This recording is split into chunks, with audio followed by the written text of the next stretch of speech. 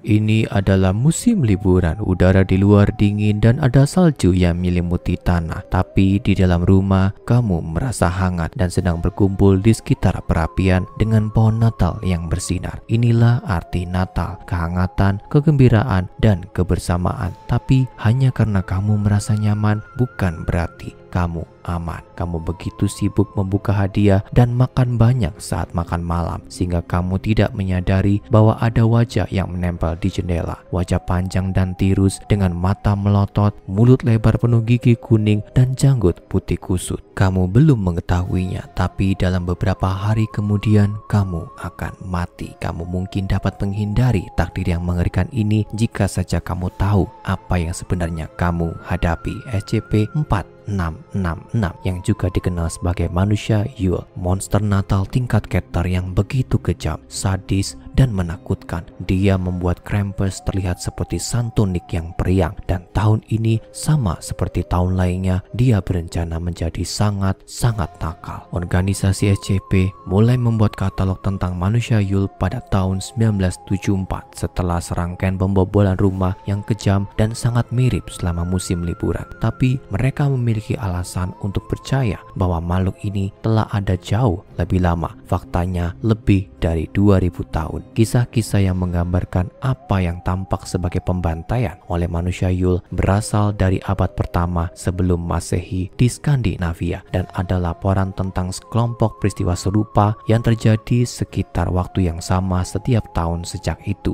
Monster ini begitu besar dan mungkin memiliki massa tubuh terbesar dari semua makhluk yang diobservasi oleh organisasi. Jejak kehancuran dari manusia Yule menjadi lebih jelas pada abad ke-18 karena kisah tentang pembantaian yang ditinggalkannya menjadi lebih rinci. Belakangan ini, pihak berwenang bahkan berhasil menemukan bukti fisik seperti sidik jari manusia Yule yang mirip dengan sidik jari manusia. Tapi sidik jari ini menampilkan pola lingkaran ganda yang berbeda yang tidak terlihat pada sidik jari manusia. Banyak tentang sifat anomali dari manusia Yule ini masih belum diketahui, dan organisasi belum menemukan cara efektif untuk menangkapnya. Satu-satunya harapan mereka adalah mencegahnya sebelum dia bisa mencengkramkan jarinya yang panjang dan keriput pada mangsa yang dituju. Mungkin kamu merasa khawatir atau sedang merasa diawasi. Kamu punya alasan untuk merasa takut karena selama masa aktif tahunannya 12 hari antara 21 Desember hingga 2 Januari, dia selalu mencari mangsa. Tidak ada tempat yang aman karena pada awalnya diyakini bahwa dia hanya menampakkan diri kepada mereka yang tinggal di utara dengan garis lintang 40 derajat. Kini diyakini bahwa seperti Sinterklas, manusia Yule beroperasi di seluruh dunia. Siapapun bisa berada dalam jangkauannya saat ini tanpa menyadari mimpi buruk yang datang dari sebuah jalan menuju ke arah mereka. Untungnya, organisasi SCP melalui analisis serangan yang dikenal sebagai peristiwa Weissnacht, mereka dapat menemukan pola tertentu. Tapi pertama-tama, seperti apa makhluk yang dikenal sebagai manusia Yule itu?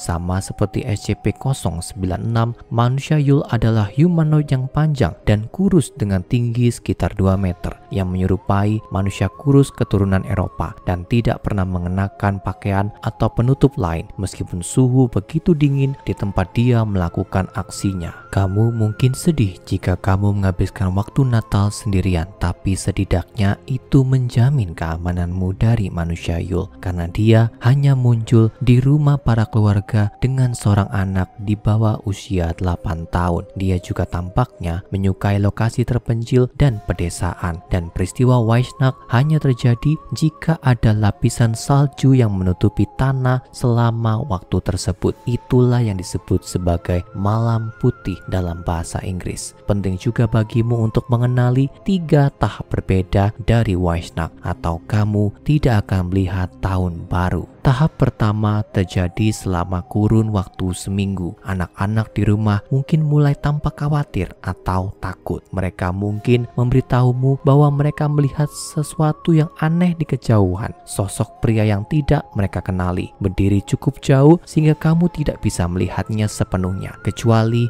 nampak bahwa dia sangat tinggi. Tentu saja kamu mungkin tidak akan melihat apapun, dan nalurimu memberitahu mereka bahwa tidak ada yang perlu ditakut ditakuti. Bahkan ketika mereka memberitahumu sambil menangis bahwa ada seseorang yang menempelkan wajahnya ke jendela kamar tidur mereka di malam hari. Tapi rasa takut mereka itu benar dan kamu juga seharusnya begitu. Pada titik ini, satu-satunya harapanmu adalah mencoba untuk menyebarkan berita ini secepat mungkin. Laporkan insiden ini ke polisi setempat, tulis di Facebook, tweet tentang itu. Apapun yang perlu dilakukan. Organisasi SCP memiliki operasi untuk menjelajah internet dan memantau laporan polisi terus-menerus selama periode ini, terutama untuk laporan pria misterius dalam salju yang mengawasi rumah dari kejauhan. Mendapatkan atensi dari organisasi adalah harapan terbaikmu untuk menghentikan hal ini, dan jika tidak, berikutnya adalah tahap kedua, berlangsung antara malam ke-8 hingga ke-11 dari masa aktifnya. Manusia Yule tidak lagi hanya bersembunyi di pinggiran, sekarang dia semakin dekat. Kamu akan mulai mendengar suara aneh di loteng atau di atap. Suara yang hampir seperti langkah kaki. Ini gila menurutmu? Itu mungkin hanya seekor binatang, tapi kemudian baunya mulai masuk. Bau busuk yang menyengat memenuhi rumah, tapi seteliti apapun kamu mencarinya, kamu tidak dapat menemukan sumbernya. Akhirnya, pada malam terakhir bulan Desember, kamu bicara pada dirimu sendiri bahwa kamu akan membawa masalah ini ke polisi, tapi tentu saja ini sudah terlambat. Manusia Yule ada di sini untuk malam ke-12. Weishnak akhirnya datang padamu. Pada titik ini, salah satu dari dua skenario akan terjadi. Pertama, kamu dan seluruh keluargamu akan disiksa dan dibunuh, kecuali anak bungsumu yang akan diculik oleh manusia Yule. Organisasi SCP menyimpan dokumen tentang sejumlah contoh penting dari Weishnak semacam ini, dan detailnya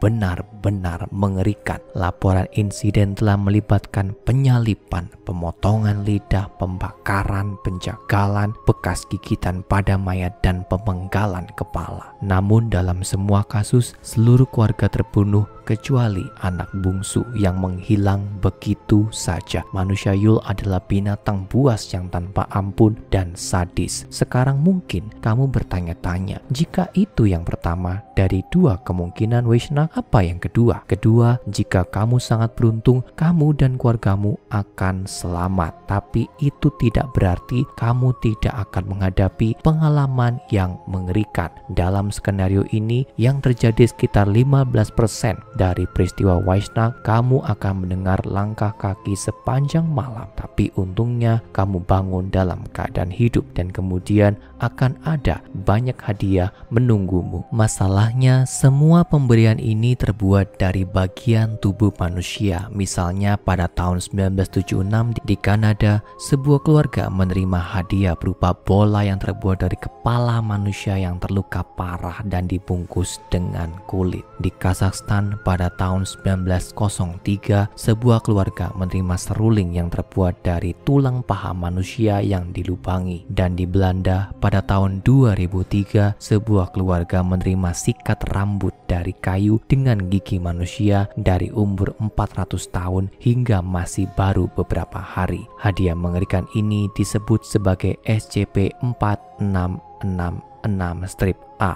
dan salah satu hadiah inilah yang memberi kita informasi terbaik tentang sifat asli manusia Yule. Beberapa hadiah ditaruh di kediaman sebuah keluarga di Hoona, Alaska pada tahun 2018.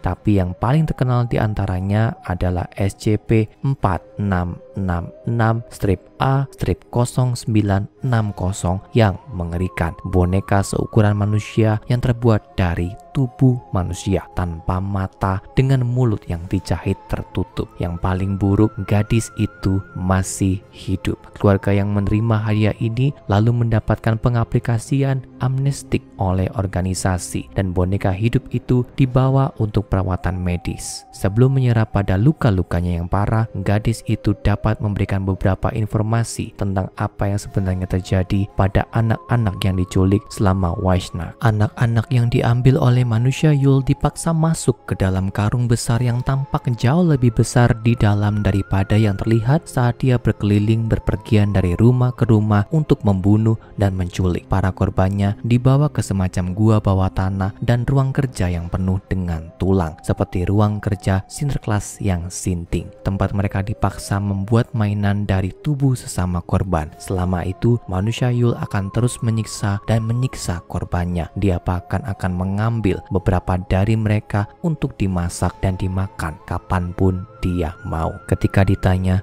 bagaimana dia berubah menjadi boneka manusia ini, gadis itu mengatakan kepada anggota organisasi bahwa sesama korban dipaksa untuk mengubahnya menjadi boneka oleh manusia Yule ketika dia sudah terlalu lemah untuk membuat mainan. Kata-kata terakhirnya yang mengerikan adalah, ketika kamu tidak bisa membuat mainan, kamu akan menjadi mainannya. Jadi, jika ada hal-hal aneh menimpamu dan keluargamu antara tanggal 21 Desember hingga 1 Januari, jangan abaikan. Lagi pula, kamu tidak pernah tahu siapa yang memperhatikan. Tapi, jika itu adalah wajah tersenyum manusia Yule yang menempel di jendelamu, mungkin ini sudah terlambat. Selamat liburan. Sekarang tonton SCP 3008 IKEA dan SCP 106 Pria Tua untuk informasi lebih lanjut.